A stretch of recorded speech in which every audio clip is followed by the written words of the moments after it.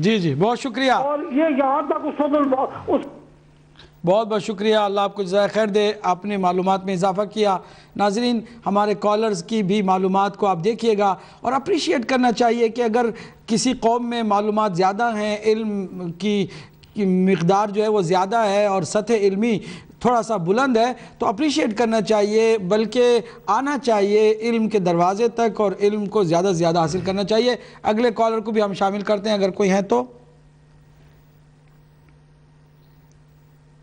ہماری بہن طاہرہ ہیں لوٹن سے۔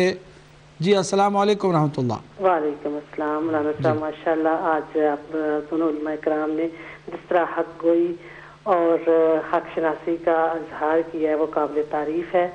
آپ نے جتنا بھی بیان کیا ہے ہر واقعے پہ ہزاروں سوالات ذہن میں اٹھتے ہیں اور انسان کو سوچنے پہ مجبور کر دیتے ہیں، لیکن میں آپ سے مالک بن نویرہ جو صحابی رسول ہیں ان کے واقعے کے بارے میں چند سوالات کرنا چاہتی ہوں۔ یہ تاریخ اسلام کا بہت افسوسناک اور شرمناک واقعہ ہے اور اس واقعے کے مرکزی کردار تمام کے تمام عظیم ترین صحابی ہیں، 2 خلیفہ راشد اور ایک اللہ کی تلوار، جن کو یہ خطاب دے کر تاریخ اسلام کا ہیرو بنا دیا گیا ہے، اور چوتھا شخص بھی ایک مظلوم صحابی رسول جو صحابی رسول ہونے کے ساتھ ساتھ رسول کی طرف سے صدقات و زکوٰۃ وصول کرنے پر عامل بھی مامور تھا۔ مولانا صاحب میرے سوالات یہ ہیں کہ خالد بن ولید نے خلیفہ کے سامنے جب اپنی غلطی کا اعتراف کر کے معذرت طلب کی تھی اور خلیفہ صاحب نے انہیں معاف کر دیا تھا، کیا اسلامی شریعت میں کوئی ایسی شک موجود ہے کہ مجرم اپنے گناہ کا اقرار کر لے تو اس پر حد شرعی نافذ نہ کی جائے؟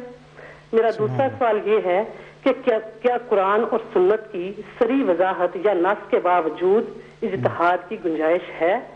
میرا تیسرا سوال یہ ہے کہ مالک بن نویرہ کے بھائی مطمئن بن نویرہ جب حضرت ابوبکر کے پاس اس واقعے کے بعد آئے تھے اور انہوں نے مطالبہ کیا تھا کہ ان کے بھائی کو خالد بن ولید نے ناحق قتل کیا ہے اور ہمارے مرد اور عورتوں کو ناحق قیدی بنا کر مدینہ لایا گیا ہے، لہٰذا مجھے شریعت کے مطابق خالد سے قصاص دلایا جائے، جس پر حضرت ابوبکر نے قبیلہ بنی یربوع کے قیدیوں کو رہا کر دیا تھا اور بیت المال سے خون بہا ادا کیا تھا۔ میرا سوال یہ ہے کہ خالد بن ولید کے اس جرم اور گناہ کبیرہ کے مداوے کے لیے مسلمانوں کے بیت المال کا استعمال کرنا کیا شرعی لحاظ سے جرم نہیں؟ میرا چوتھا سوال یہ ہے کہ ایک پورے مسلمان ہنستے بستے قبیلے کو بغیر کسی جرم کے لمحوں میں تباہ و برباد کر دیا گیا اور شریف اور باعصمت مسلمان عورتوں کو جو چند لمحے پہلے کسی کی ماں تھی، کسی کی بہن اور کسی کی بیٹی، ان کو کنیزیں بنا کر مسلمانوں میں بانٹ دیا گیا۔ اب اس جرم عظیم کو ایک خلیفہ راشد جرم عظیم سمجھ کر مجرم کے لیے سزا کا مطالبہ کر رہا ہے اور ایک خلیفہ راشد مجرم کو ہنسی خوشی معاف کر دیتا ہے اور جرم کا کوئی نوٹس نہیں لیتا۔ میرا سوال یہ ہے کہ کیا پھر بھی دونوں ایک ہی سطح کے خلیفہ راشد ہیں؟ بہت شکریہ۔ کیا بات ہے، سبحان اللہ سبحان اللہ، بہت عمدہ سوالات ہیں، ایک ایک کر کے یقیناً اس کے اندر ساری یقیناً غور کوئی کرے تو جواب بھی موجود ہے کہ ان میں سے کوئی ایک بات بھی ایسی نہیں ہے کہ جو شریعت کے عین مطابق ہو۔ مزید اس پر انشاءاللہ قبلہ روشنی ڈالیں گے۔ اگر کوئی کالر نہیں ہے تو مولانا واقعاً بھی جو سوالات ہیں بہت ہی غور طلب ہیں، ایک ایک کر کے تھوڑی سی آپ وضاحت فرما دیں۔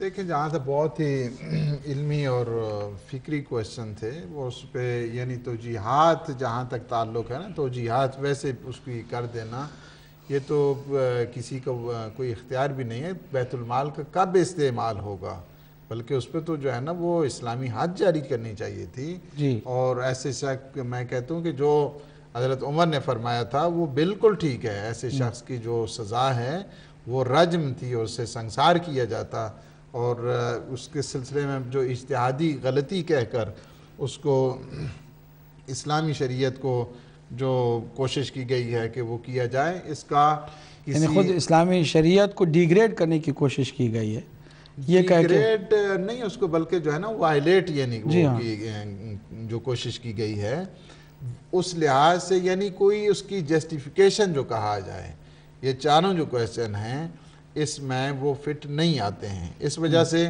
کہ سب سے پہلے آپ دیکھیں کہ جو غیرت اسلامی جو شخص کہتا ہے کہ اشہد ان لا الہ الا اللہ وان محمد عبدہ ورسولہ، یا لا الہ الا اللہ محمد رسول اللہ کہہ دیتا ہے، اس کی جان اور اس کا مال محفوظ ہو جاتا ہے۔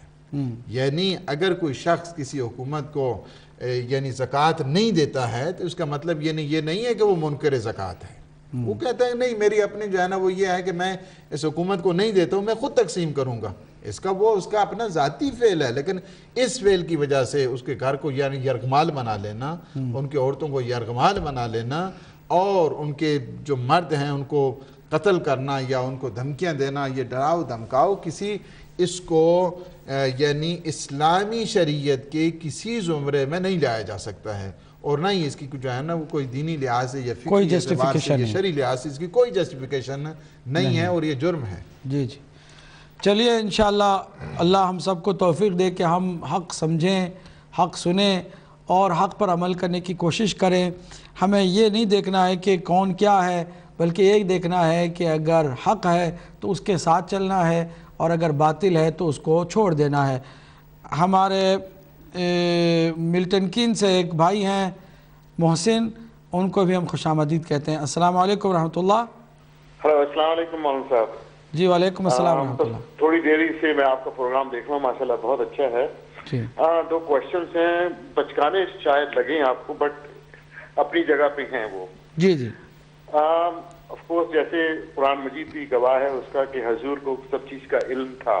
جی جب حضور کو علم تھا یعنی کہ اس کا بھی علم تھا کہ میرے بعد کون سا انسان کیا کرے گا. جی جی تو حضور نے ان کو پہلے اعلان کیوں نہیں روکا کہ جی ان کو آپ تم خلیفہ نہیں بنانا. یہ کویشچن ایک اٹھتا ہے, اس کے بارے میں آپ پلیز فرمائیے. ٹھیک ہے, بس یہی تھا, پھر دوبارہ انشاءاللہ. بہت بہت شکریہ آپ کا محسن صاحب, لوٹن سے وہ ملٹن کین سے آپ بول رہے تھے. اچھا سوال ہے, کئی بار اس کو پوچھا بھی گیا ہے اور ہم نے کئی بار اس کا جواب بھی دیا ہے. مختصر جواب صرف اس کا یہی ہے کہ بابا علم تو ہوتا ہے لیکن جب تک انسان جرم نہیں کرتا اس وقت تک اس کو سزا بھی نہیں دی جا سکتی. شریعت محمدی صلی اللہ علیہ وآلہ وسلم کا دار و مدار ظہور پر ہے, ظاہر پر ہے. اگر کوئی انسان گناہ کرنے والا ہوتا ہے تو اس کو گناہ کرنے سے پہلے سزا نہیں دی جا سکتی.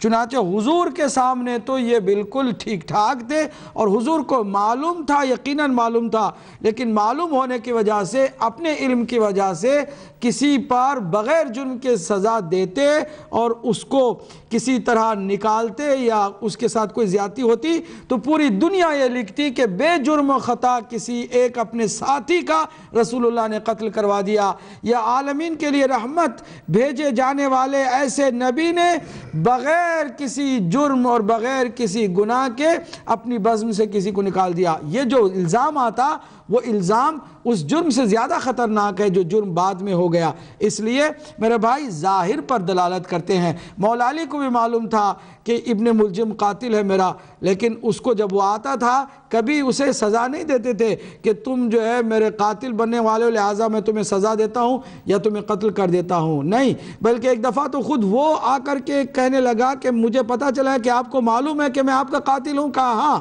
کہا تو پھر آپ یہ لیجئے تلوار, میرے سر کو تن سے جدا کر دیجئے. مولا علی نے مسکرا کے کہا تقدیر میں یہ نہیں لکھا ہے کہ میں تمہارا قاتل ہوں, بلکہ لکھا یہ کہ تم میرے قاتل بننے والے ہو. اگر میں آج تمہیں مار دوں گا تو قاتل میں ٹھہروں گا نا, قاتل میں نہیں ہوں بلکہ تم ہو. لہٰذا علم جو ہے وہ خدا کو بھی علم ہے, ہر بندے کا کیا گناہ ہے کیا کرنے والا ہے وہ علم رکھتا ہے, لیکن گناہ سے پہلے کبھی سزا نہیں دیتا. نہ رسول اللہ کے علم میں جو بات آئی ہے اس کو اس علم کے بدولت کسی کو سزا دیں گے, نہ کوئی امام معصوم کبھی ایسا کرتا ہے, کیونکہ علم انسان کا صرف ان کی ذات کی حد تک کام دیتا ہے, لیکن اس کو سزا دینے کے لیے اس علم کا استعمال جائز نہیں ہے اور صحیح بھی نہیں ہے اور معقول بھی نہیں ہے, کیونکہ اس نے کوئی اس وقت تک گناہ نہیں کیا ہے.